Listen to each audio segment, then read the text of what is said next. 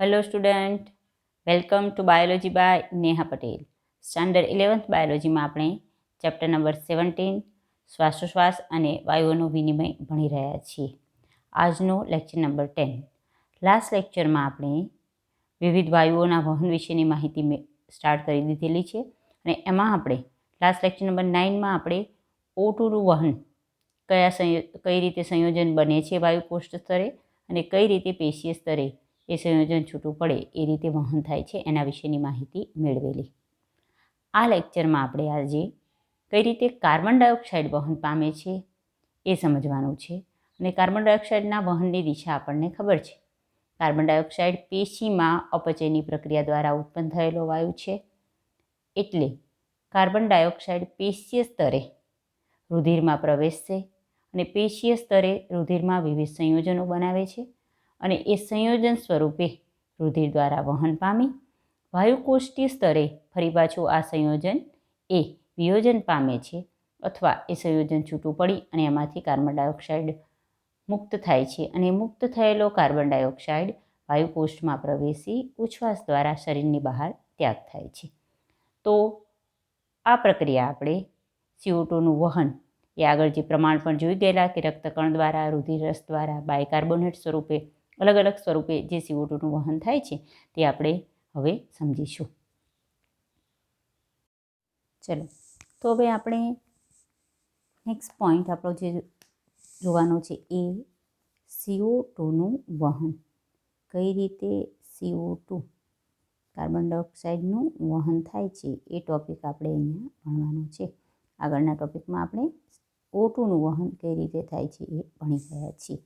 હવે તમને આના પરથી સારી રીતે ખબર છે કે CO2નું જે વહન છે એમાં આગળ આપણે પ્રમાણ જોઈ ગયા છીએ કે તેમાં એકવાર રિપીટ કરી લઈએ કે 20 to 25% જેટલું CO2 કયા સ્વરૂપે રક્તકણ દ્વારા વહન પામે છે. પછી 70% એ બાયકાર્બોનેટ સ્વરૂપે વહન પામે છે અને આશરે 7% જેટલો CO2 એ રુધિર રસમાં દ્રાવ્ય સ્વરૂપે વહન પામે. બરાબર, આગળનું જે આપણે વાયુઓનું વહનવાળો પોઈન્ટ જોયો એમાંથી આ વસ્તુ આપણે સમજી ગયા છીએ. હવે આપણે જે CO2નું વહન જોઈએ છે એમાં પણ CO2 અલગ અલગ સ્વરૂપે વહન પામે. તો સૌપ્રથમ આ જે રક્તકણ દ્વારા વહન પામે છે એના વિશે જોઈએ. તો રક્તકણમાં પણ એ આગળ પણ વાત કરીએ કે જ્યારે પણ આપણે આ પહેલો પોઈન્ટ એમાં કયો જોવાનો છે, રક્તકણ દ્વારા CO2નું વહન જે કેટલા છે 20 to 25% જેટલો આ રીતે વહન પામે છે. એ પહેલાં એના વિશે જોઈએ. તો રક્તકણમાં એ કયા સ્વરૂપે વહન પામે છે, તો ખાસ રક્તકણમાં આગળ પણ આપણે જોઈ ગયા છીએ કે એમાં હિમોગ્લોબિન રહેલું છે. રક્તકણ એ આગળના ઓક્સિજનના વહન વખતે જ આપણે જોયેલું કે રક્તકણમાં શું રહેલું છે, હિમોગ્લોબિન કે જેને આપણે અહીંયા HB કહીએ. અહીંયા કાર્બો એમિનો હિમોગ્લોબિન એમ કહે છે. એટલે સૌપ્રથમ જે હિમોગ્લોબિન છે એ એમિનો સમૂહ સાથે જોડાયેલું હોય એટલે HbNH2 કહીએ. એની સાથે CO2 જોડાય અને જે ઘટક બનાવે એને કાર્બો એમિનો હિમોગ્લોબિન કહેવાય. તો રક્તકણ દ્વારા CO2નું જે વહન થાય એ પહેલાં તો કયા સ્વરૂપે થાય તો એ અહીંયા ખાસ ધ્યાન રાખીશું, કાર્બેમિનો હિમોગ્લોબિન. ખાસ શબ્દ આ ધ્યાન રાખવાનું. તમને એમ કે રક્તકણ દ્વારા CO2નું વહન જે 20 થી 25% થાય છે એ કયા સ્વરૂપે થાય તો કાર્બેમિનો હિમોગ્લોબિન. તો એ કાર્બેમિનો હિમોગ્લોબિન કઈ રીતે, તો રક્તકણમાં જે હિમોગ્લોબિન છે જેને આપણે HB કહીએ એ એમિનો સમૂહ સાથે જોડાયેલો હોય એટલે HbNH2 એ CO2 સાથે જોડાય અને કાર્બે એમિનો હિમોગ્લોબિન બનાવે. જો કહું તમને આપણે CO2 છે એ હિમોગ્લોબિનનું એમિનો સાથેનું જે જોડાણ છે HbNH2 એની સાથે જોડાય અને જે ઘટક બનાવશે જેને કહેવાય છે HbNH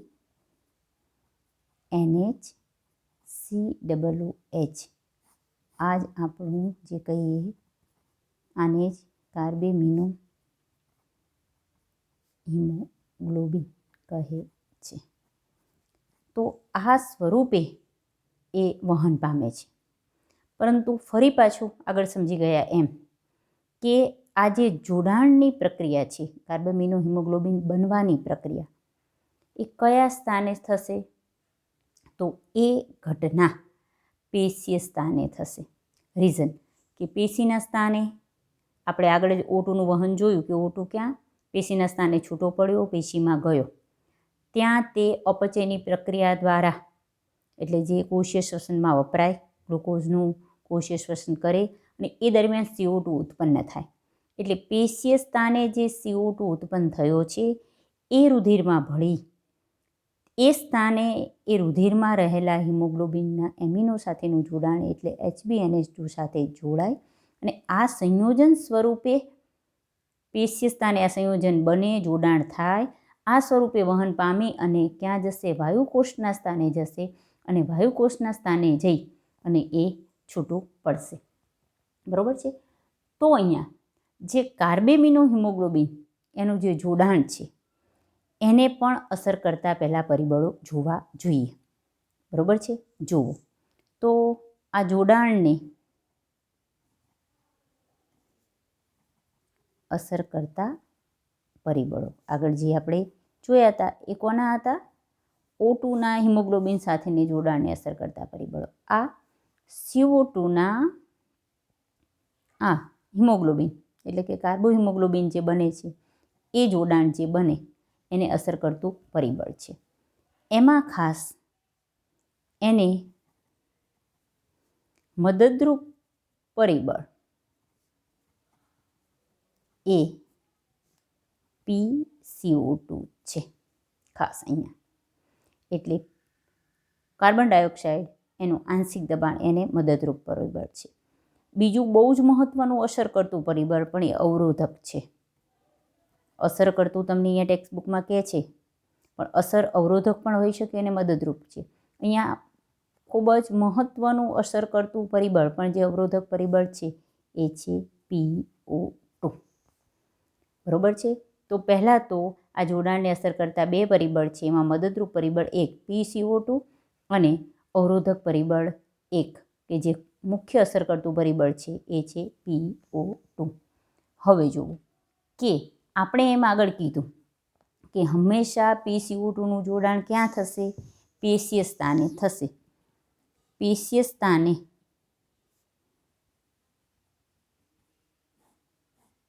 એ સંયોજન બનાવે છે. એટલે પેશીય સ્થાને શું થશે? કાર્બોમિનો હિમોગ્લોબિનનું નિર્માણ થશે. કઈ પ્રક્રિયા થશે પેશીય સ્થાને? CO2 HbNH2 સાથે જોડાય અને કાર્બોમિનો હિમોગ્લોબિન બનાવશે. આ પ્રક્રિયા ક્યાં થશે? પેશીય સ્થાને થશે. રીઝન કે અહીંયા જે મદદરૂપ પરિબળ PCO2, કારણ શું છે? કેમ આવું થશે કે પેશીય સ્થાને સંયોજન બને? મદદરૂપ પરિબળ જે PCO2 છે એ વધુ હોય છે અને અવરોધક પરિબળ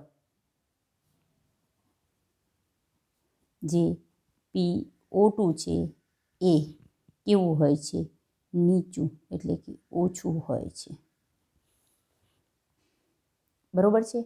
હવે ખાસ જોવું કે એટલે જ પેશીય સ્થાને શું બને? સંયોજન બને આ સ્વરૂપે કાર્બોમિનો હિમોગ્લોબિન. જ્યારે વાયુકોષ્ઠીય સ્થાને અથવા ફુફુસીય સ્થાને આ સંયોજન છૂટું પડે અથવા ત્યાં વિયોજન થાય છે. વિયોજન થાય એટલે ઊંધી પ્રક્રિયા થાય. કઈ રીતે? HbNH COOH સ્વરૂપે જે પેશીમાંથી વહન પામીને વાયુકોષ સુધી પહોંચ્યું હશે તે અહીંયા આવી અને ફરી પાછું HbNH2 અને CO2 સ્વરૂપે છૂટું પડે. આ CO2 વાયુ સ્વરૂપે મુક્ત થાય, વાયુકોષમાં જાય અને ઉચ્છ્વાસ સ્વરૂપે એ દૂર થાય. રીઝન કે અહીંયા જે મદદરૂપ પરિબળ છે કયું PCO2 એ ઓછું હોય છે અને જે અવરોધક પરિબળ છે PO2 એ વધુ હોય છે. એટલે જોડાણને અવરોધક કરતું પરિબળ વધુ હોય છે. આગળ જો તમે પ્રમાણ જોશો તો તમને ખબર જ પડી જશે કે પેશીય સ્થાને PCO2 એ અહીંયા 45 mmHg છે, જ્યારે અવરોધક પરિબળ એ અહીંયા આ 45 mmHg છે અને આ 40 mmHg છે. આ વધુ થયું, આ ઓછું થયું, બરાબર છે. વાયુકોષ્ઠીય સ્થાને જોવો ખાસ કે PCO2 એ ઓછું છે, કેટલું છે 40 mmHg છે, જ્યારે PO2 ખૂબ જ વધુ 104 mmHg છે. એટલે પેશીય સ્થાને સંયોજન આ બને અને વાયુકોષ્ઠીય સ્થાને એનું શું થાય, વિયોજન થાય. હવે આગળની પ્રક્રિયા આપણને ફિગરમાં ખબર છે જ કે આગળ મેં તમને દર્શાવેલું કે ધારો કે આ પેશી છે, અહીંયા જે CO2 ઉત્પન્ન થાય છે એ CO2 અહીંયા રહેલી જે વાહિની છે એટલે અહીંયા આ સંયોજન બને.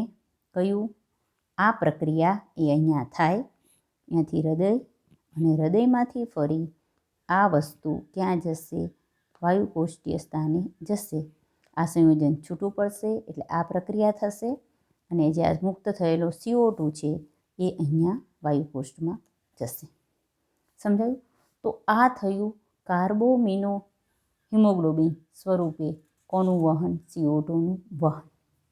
આ એક પ્રક્રિયા અહીંયા પૂરી થાય છે. CO2ના જ વહનમાં નેક્સ્ટ પોઈન્ટ જોઈએ, બાયકાર્બોનેટ સ્વરૂપે જે વહન પામે છે. કેટલો આપણને ખબર છે કે 70% જેટલો છે એ બાયકાર્બોનેટ સ્વરૂપે શું થાય છે, વહન પામે છે. તો એ કઈ રીતે વહન પામે? તો પહેલાં તો આ વહન માટે જવાબદાર એક ઉત્સેચક છે. એ ઉત્સેચકનું નામ છે કાર્બનિક એનહાઇડ્રેઝ ઉત્સેચક, બરોબર. એક તો આ પ્રતિવર્તી ઉત્સેચક છે, એટલે જોડાણ માટેની અને વિયોજન માટે એક જ ઉત્સેચક જવાબદાર છે. હવે આ ઉત્સેચકની સાંદ્રતા એટલે કે પ્રમાણ પણ જોઈએ. રુધિર દ્વારા જ વહન છે, પણ આ ઉત્સેચકની સાંદ્રતા રક્તકણમાં ખૂબ જ વધુ હોય, ઊંચી સાંદ્રતા, અને રુધિર રસમાં ખૂબ જ ઓછી સાંદ્રતા છે. કોની? આ ઉત્સેચકની. તો એનો મતલબ કે આપણે કીધું હતું કે રક્તકણમાં જે બાયકાર્બોનેટ સ્વરૂપે જે વહન પામશે રક્તકણ દ્વારા એ વધારે હશે, જ્યારે રુધિર રસ દ્વારા દ્રાવ્ય સ્વરૂપે એપ્રોક્સિમેટલી 7% જેટલો જ વહન પામે છે. આ વસ્તુ અહીંયા તમને ખબર પડી ગઈ છે. ચલો, તો આ ઉત્સેચક કઈ રીતે પ્રક્રિયા કરે છે એ ચલો આપણને પહેલાં હવે આ બધી વસ્તુ ખબર જ હોવી. જોડાણ ક્યાં થાય? પેશીય સ્થાને. વિયોજન ક્યાં થાય? વાયુકોષના સ્થાને. CO2ની જ વાત કરીએ છીએ એટલે. તો અહીંયા પેશીય સ્તરે શું પ્રક્રિયા થશે એ જોઈએ. આ ઉત્સેચક દ્વારા જે પ્રક્રિયા થાય છે એમાં બંનેમાં રક્તકણ અને રુધિર રસ બંનેમાં આ જ રીતે થાય, કારણ કે રક્તકણમાં પણ H2O હોય છે, રુધિર રસમાં પણ H2O હોય છે. પરંતુ આ ઉત્સેચક દ્વારા આ પ્રક્રિયા થાય છે અને ઉત્સેચકની સાંદ્રતા રક્તકણમાં વધારે હોવાથી આ જે પણ પ્રક્રિયા જોઈશું એ રક્તકણ દ્વારા વધારે થશે, રુધિર રસ દ્વારા ઓછી થશે. એ ખબર પડી ગઈ તમને? ચલો, પેશીય સ્તરે આપણને ખબર છે પહેલું તો અપચય પ્રક્રિયા થાય. અપચય પ્રક્રિયા ગ્લુકોઝનું જે ઓક્સિડેશન થાય છે એ, અને એ પ્રક્રિયા દરમિયાન CO2 ઉત્પન્ન થાય. એટલે પેશીય સ્તરે CO2નું સાંદ્રતા પણ વધારે હોય અને એનું આંશિક દબાણ એટલે PCO2 એ પણ આ બંને અહીંયા શું હોય, વધુ હોય છે. પહેલાં તો આપણને આ ખબર હોવી જોઈએ. એટલે બંને દ્વારા આ જ પ્રક્રિયા થશે, પણ રક્તકણમાં વધારે થશે, રુધિર રસમાં ઓછી થશે. બંને દ્વારા આ જ પ્રક્રિયા. તો રુધિરમાં બંને રક્તકણ હોય કે પછી રુધિર રસ, બંનેમાં આ પ્રક્રિયા સેમ જ થાય, બરાબર, પેશીય સ્તરે. પણ ધ્યાન રાખવાનું કે રક્તકણમાં વધારે થાય, રુધિર રસમાં ઓછી થાય. તો રુધિરની વાત કરે છે પેશીય સ્તરે જ શું થશે. પેશીય સ્તરે એટલે હવે તમને ઘટના ખબર પડે, બરાબર. તો શું થાય કે CO2 છે એ પ્રસરણ પામે, રુધિરમાં ભળે, બરાબર છે. અને ત્યાં CO2 રુધિરમાં રહેલા, જો રક્તકણ સાથે પ્રક્રિયા કરતા હોય તો રક્તકણમાં પણ H2O હોય, અને રુધિર રસમાં પ્રક્રિયા કરતા હોય તો રુધિર રસમાં પણ H2O હોય. તો એ H2O સાથે જોડાય અને H2CO3 બનાવે. આ H2CO3 બન્યું એને કાર્બનિક એસિડ કહેવાય. અને અહીંયા જે ઉત્સેચક છે એ અહીંયા આપણે આગળ જોયો, એ કયો ઉત્સેચક? કાર્બનિક એનહાઇડ્રેઝ ઉત્સેચક અહીંયા જવાબદાર છે, બરાબર. ફરી પાછું આ પ્રક્રિયા H2CO3 સ્વરૂપે આ રહી શકતું નથી, તરત જ એનું વિઘટન થાય અને અહીંયા પણ આ કાર્બનિક એનહાઇડ્રેઝ ઉત્સેચક જ જવાબદાર છે કે જેનું રૂપાંતર HCO3- અને H+ કરશે. આ પ્રક્રિયા રિવર્સિબલ છે, આમ પણ થઈ શકે છે. પણ પેશીય સ્થાને આ વસ્તુ આમ થશે, જોડાણ થશે. એટલે અહીંયા બંને એરા બતાવું છું રિવર્સ, પણ પેશીય સ્થાને આમ જ પ્રક્રિયા થાય. CO2 વહન પામી પેશીમાંથી ક્યાં જાય? રુધિરમાં જાય. રુધિરમાં રક્તકણ હોય કે રુધિરરસ, બંનેમાં જે H2O રહેલો છે એની સાથે જોડાય. કાર્બનિક એનહાઇડ્રેઝ ઉત્સેચક બેમાં હાજર છે, જો આપણે જોયું. ભલે પ્રમાણ રક્તકણમાં વધારે છે એટલે રક્તકણ દ્વારા આ સ્વરૂપે વધારે વહન પામે, રુધિરરસમાં ઓછું છે એટલે રુધિરરસમાં ઓછું વહન પામે. પ્રક્રિયા સેમ જ થાય કારણ કે બંનેમાં H2O રહેલો છે.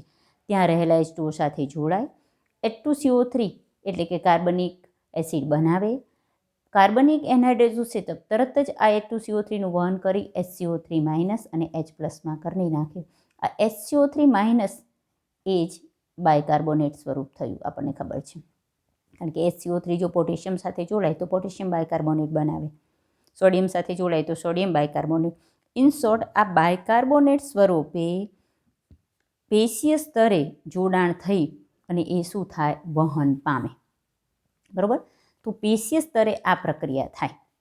આપણને ખબર છે કે આગળ જતાં ક્યાં? વાયુકોષના સ્તરે આનાથી ઊંધી પ્રક્રિયા થાય.